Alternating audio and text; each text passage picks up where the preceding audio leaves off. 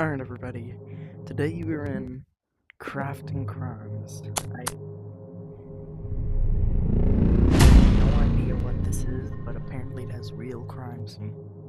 Ooh, very spooky. Oh wait, I didn't read the description. It'll be fine.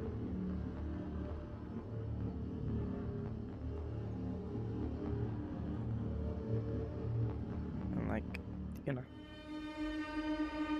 Targo.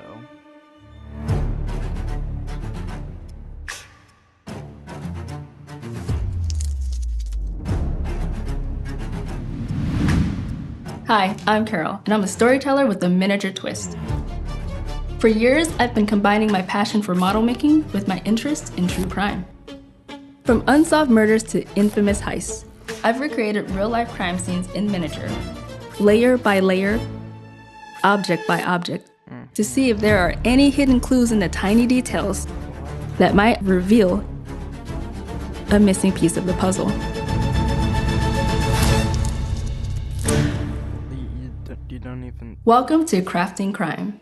Today, you and I are going to recreate a scene from one of the most infamous unsolved murders in American history, the Lizzie Borden house.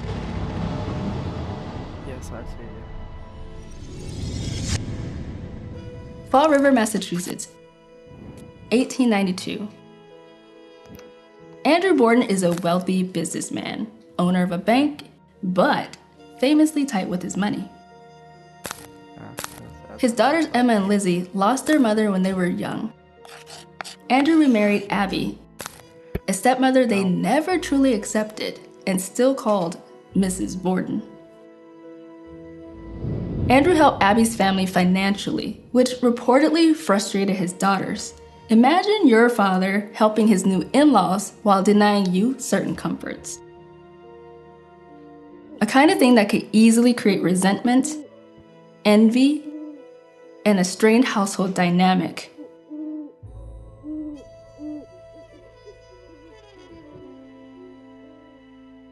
Now that we have a better understanding of the household's tension atmosphere, we're going to construct the Borden family house to examine it. But before we get started, let's take a moment to set you up. Okay, yeah. Oh. Ew. When beginning a new case, I like to start with the floor plan. It's the literal foundation of a location and sometimes of a story. So you've got the pantry, Researching the design and layout of the home was tricky because I had very limited visual references of the house at the time of the murder.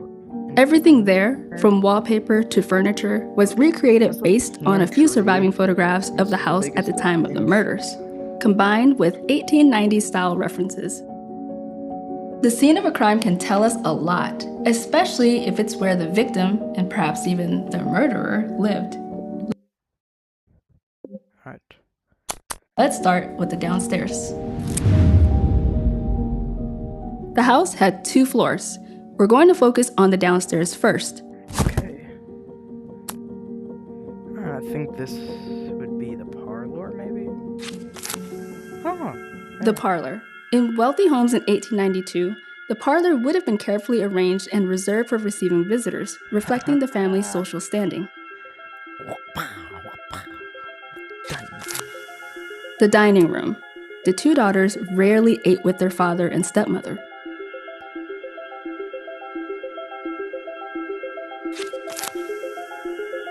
The kitchen. The cooking was done by the Borden's maid, Bridget Sullivan, an Irish immigrant they called Maggie.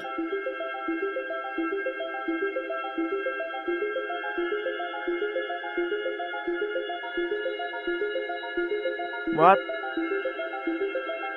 Yeah. Let's see, what's this? Oh, it has to be entry.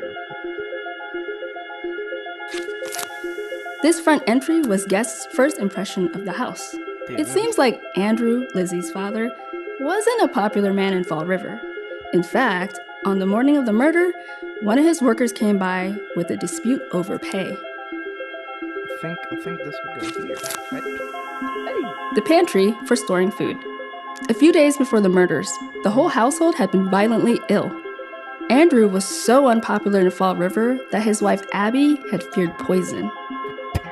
You might notice one room is missing. Yeah, it's a sitting room. The heart of the story.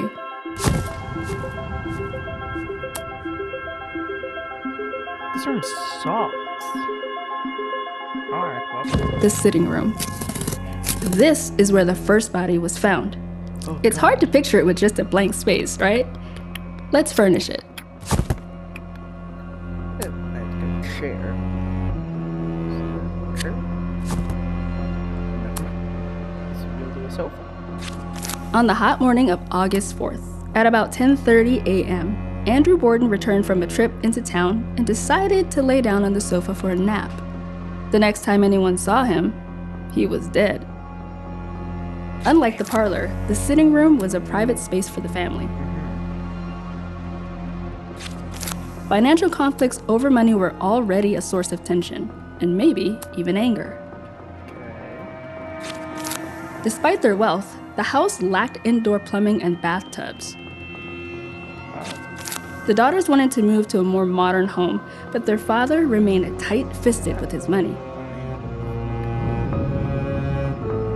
Time to paint in the blood, a gruesome but crucial part of scene reconstruction, as it tells us a lot about the crime.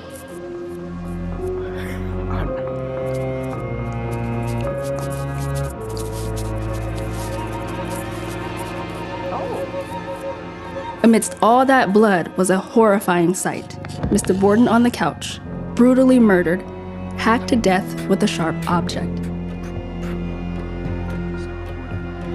Later during the murder trials, prosecutors exhibited his skull. He'd been struck multiple times in the head with a hatchet. The brutality shocked the entire nation. But Andrew Borden wasn't the only murder at the house that day. Upstairs was another gruesome scene waiting to be discovered.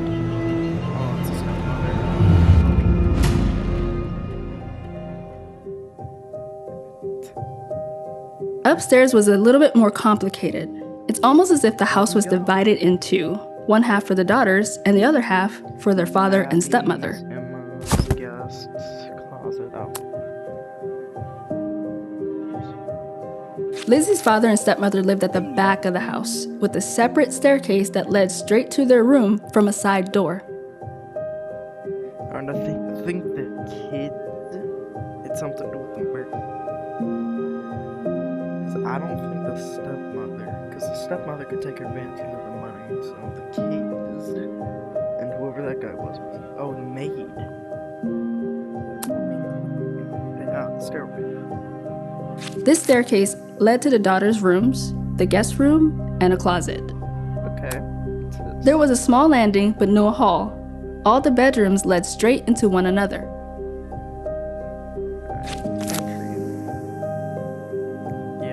Nothing to say about the pantry, I guess. Let's see. Yeah. Lizzie's room. Despite the family's wealth, these bedrooms were small. Living this close with tension already high, it wouldn't be hard for resentment to build, or to turn into something worse. I don't know who Lizzie is, but I got this. Emma's room. On the day of the murder, Lizzie's older sister Emma was away on a trip. So it's either the maid or the sisters. The stepmother doesn't seem like the type of guy to murder. Abby had a dressing room almost as big as Emma's room. This must be this. That empty space you see now, that's the guest room. Oh, this is where murder happened. After finding the first body downstairs, one of the witnessing neighbors ventured upstairs, and to their shock, another body was lying on the floor of the guest room. Oh, we're going to the master. First, let's furnish the room. Probably the maid, right? Lizzie's maternal uncle John was visiting at the time and was staying in the guest room. Oh. So it wasn't the Abby had probably come upstairs to make the bed for him.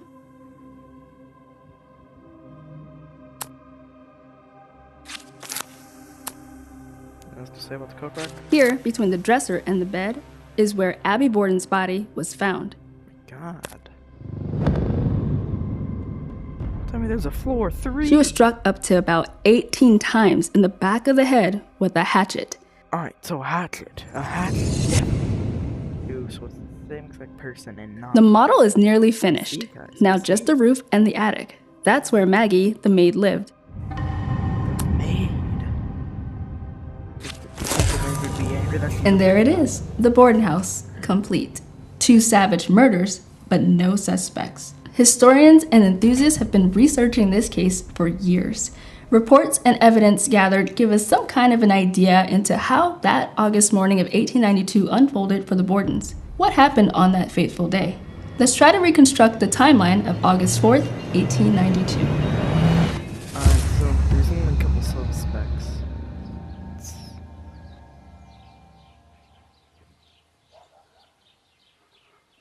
Okay. Oh, God. August 4th began routinely. It was a sweltering day. The maid likely woke up early to start her chores. I see. So maid could be suspect. Andrew, Abby Borden, and their visitor, Uncle John, likely eat breakfast together in the dining room. Nothing out of the ordinary so far. And so yeah, they're eating breakfast.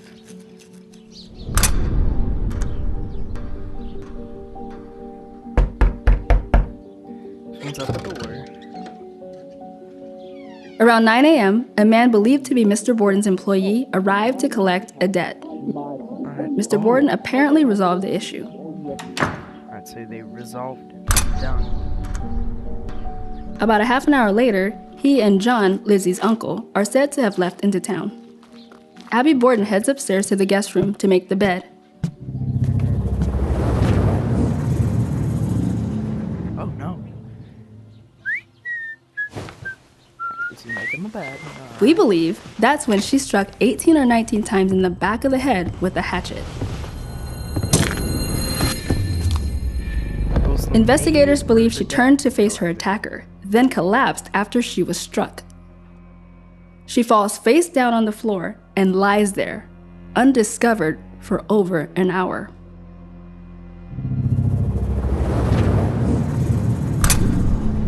It's 10:30 a.m. Mr. Borden returned home and found the side door locked. He then went around to the front entrance, where he also struggled with the lock, eventually having to bang on the door.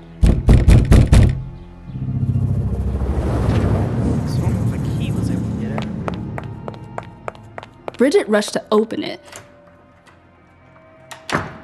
And as she did, she reported hearing a giggle from upstairs. Looking up, she saw Lizzie at the top of the staircase. At some point, Andrew makes his way to the sitting room and decides to take a nap.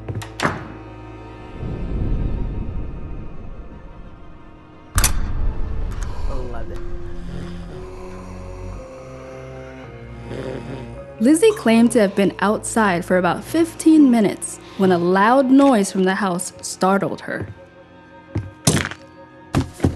She went back inside and was met with a horrifying sight. They were still in the house.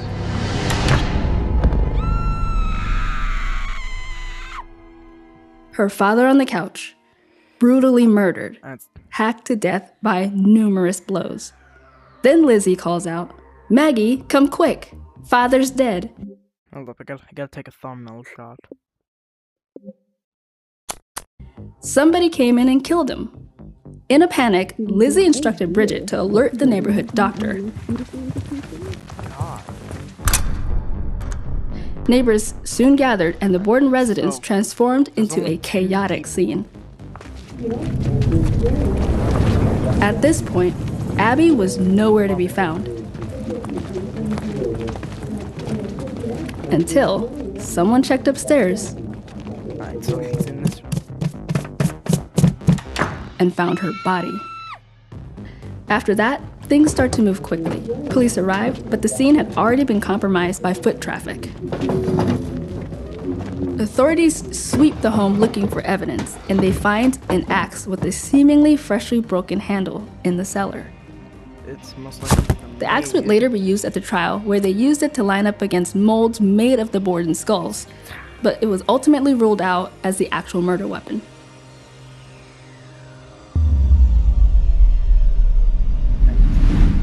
Nobody would go Fall River on wants Silver answers, Sesame. and soon the case becomes a national sensation.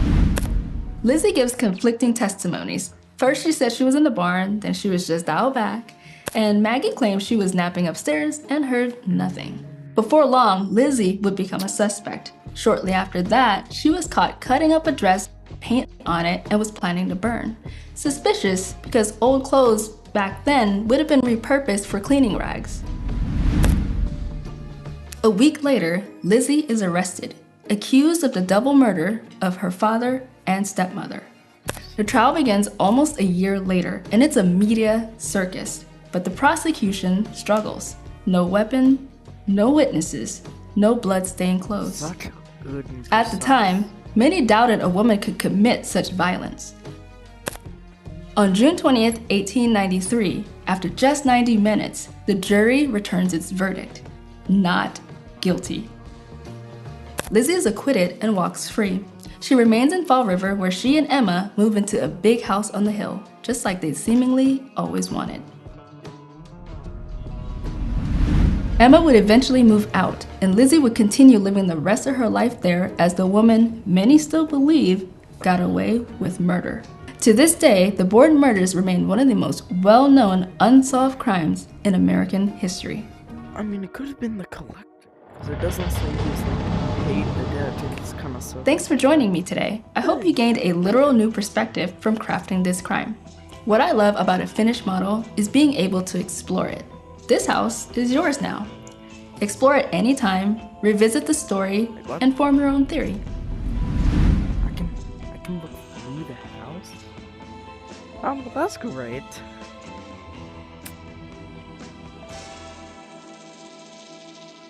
Ah. It's gonna go through credits or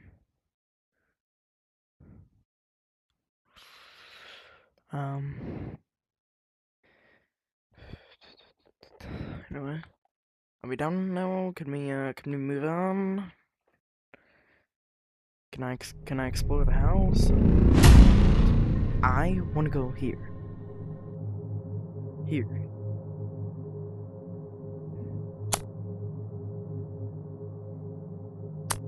Can I explore or can I purchase? But can I at least explore? The Kim Kardashian robber, the murderer.